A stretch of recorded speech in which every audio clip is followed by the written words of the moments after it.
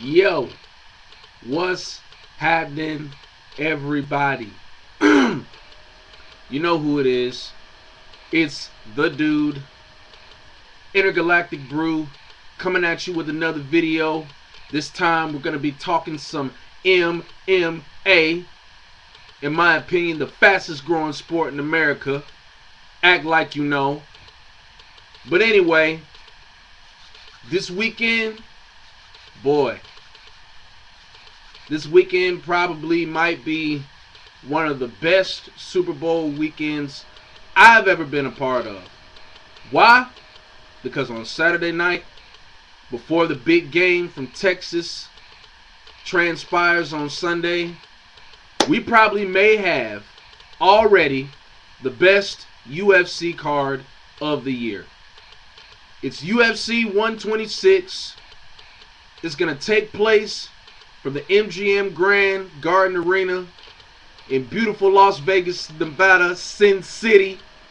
You know. But let me tell you who's on the card, man. For the UFC Middleweight Championship of the world, we have got the dream match. The match that MMA fans, hardcore and casual alike, have been fiending for the past 3-4 years. And now it's finally going to happen. Vitor Belfort versus Anderson Silva, baby. Wow. Just the name will it'll just captivate you. But yes, this epic match is going to finally happen, and it's for the middleweight crown. Vitor Belfort looking to be the first man in UFC history to win 3 belts in 3 different weight classes. So basically, he's trying to attempt to be like the Brazilian Roy Jones or the Brazilian Shane Mosley by winning 3 separate titles in 3 separate weight classes. That's unbelievable. But Anderson Silva also has a bargain to uphold as well, because his 13-fight win streak is on the line. His consecutive title defense streak is on the line. You could pretty much say his whole livelihood rides on this fight here. And I'm going to tell you, from the outset, this is a scary matchup for Anderson. I didn't say it was bad. I said it was a scary matchup. And the reason why Anderson Silva should be concerned and not take Vitor lightly, because Anderson Silva is going to be facing somebody, and I know, people have been wearing this out lately, but it's true. Anderson Silva is finally going to meet his quote-unquote match, because Anderson is going to face somebody that is probably just as well-rounded as he is, whose hands are just as fast as he is, and somebody who can end the fight like he can. So basically, Anderson Silva will be meeting his mirror image, pretty much, because that's what these two guys are. As far as fighting styles go, they're mirror images of each other. So, without any further ado, let's talk UFC 126. Okay? Okay. First bout of the evening. We've got my man, Miguel Torres. Angel Torres, that is. That will be facing, I can't pronounce his last name, but I know his first name is Carlos. Sorry, dude. You got a pretty long name there. It's kind of hard to pronounce, but it's going to be Miguel Torres versus Carlos, I'm going to say, since I don't know his last name. Miguel Torres, a former WEC champion, probably one of the top 10, if not top 5. I believe this is a flyweight contest, if I'm not mistaken. One of the top 5 flyweights in the world. So, Carlos better have a very solid strategy coming into this fight for Miguel Torres, because Miguel Torres has seen and been in every possible situation that you can be in. That's why he's a former champion. And I do think that is the advantage that Torres is going to have coming into this fight, being that he's the more experienced and has been on the high-profile fights, or had high-profile fights, I should say. From what I've heard about Carlos, he seems to be a very dangerous man on the mat. I heard he's a black belt in BJJ. So, you know, if it goes to the mat, Miguel Torres could have problems. I don't know. I haven't seen any footage on this guy. You know, maybe sometime today I'll probably get a chance to get some footage on this guy, and I'll do another video and kind of explain my own analysis of this Carlos guy. But if this Carlos guy does have any chance to win this fight, it better be to get Torres on the ground. And I'm not meaning pulling guard, because Miguel Torres is very good in a lot of fighters' guards, and he can beat you up from in your guard. So if Carlos is going to get the fight to the ground, he needs to do a wrestling takedown and try to get top position and go for submissions from there. That's his best chance.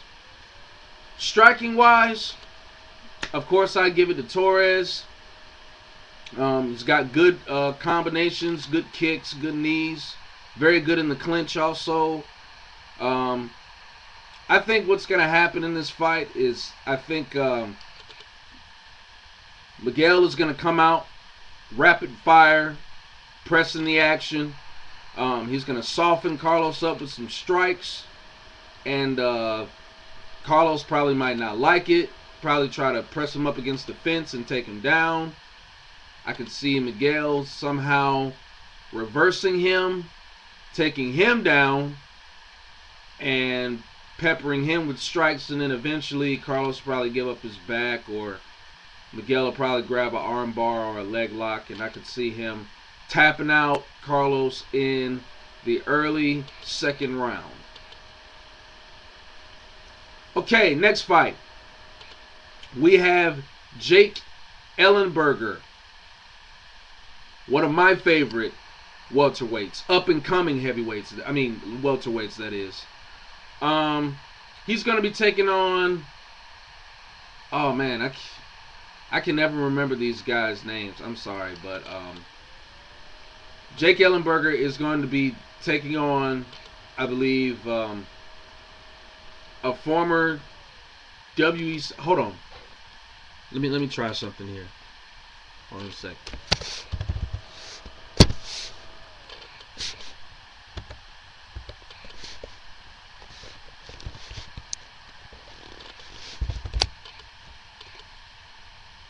Hold on 1 second, guys.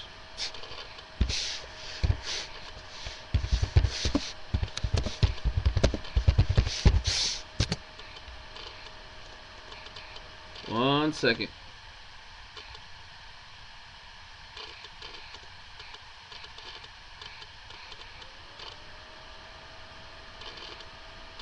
Okay.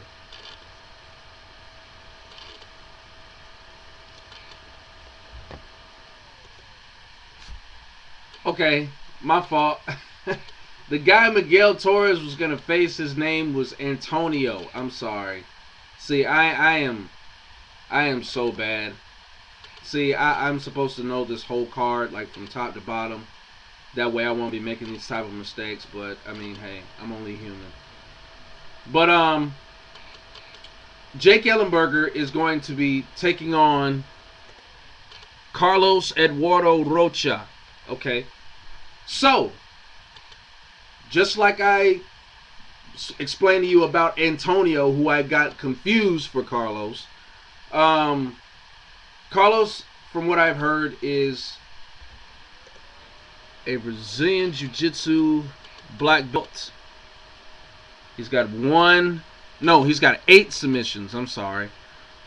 And he's got 1 win by knockout, 9 wins in a row.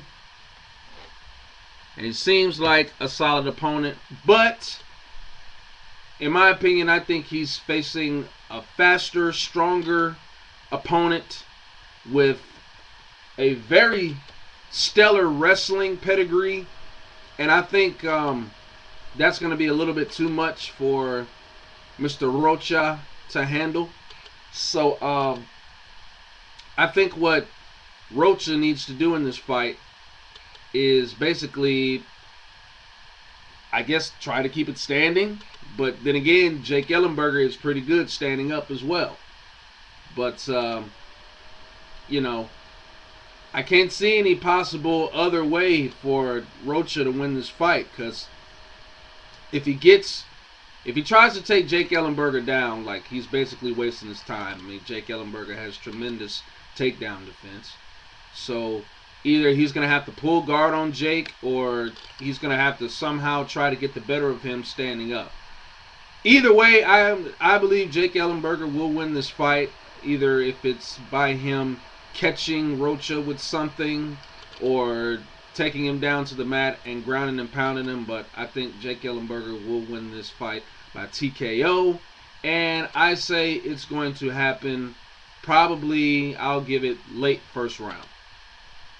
All right, moving on to the triple main event. And yes, I did say triple main event. All right, first fight of the triple main event, we've got Jon Bones Jones taking on a very, very hungry, undefeated, and determined Ryan Darth Bader. Now, we know what both of these guys can do, and we know what backgrounds they come from. Jon Jones is going to try to showcase his unorthodox, weird, chimpanzee, whatever you want to call it, Muay Thai striking against the powerful wrestling / striking attack of Ryan Bader. Now, a couple of X factors in this fight. The takedown. We have never seen Jon Jones get taken down, ever. Now, naturally, Ryan Bader, you would think, would be the guy that could take him down. And that still might be a possibility. But still, Jon Jones is exceptionally quick. He has probably, I think, the longest reach in the UFC.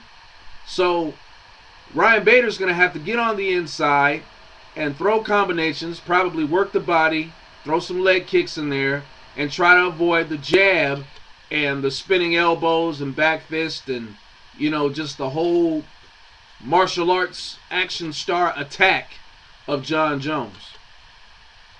And we'll see how good Ryan Bader's takedown defense is.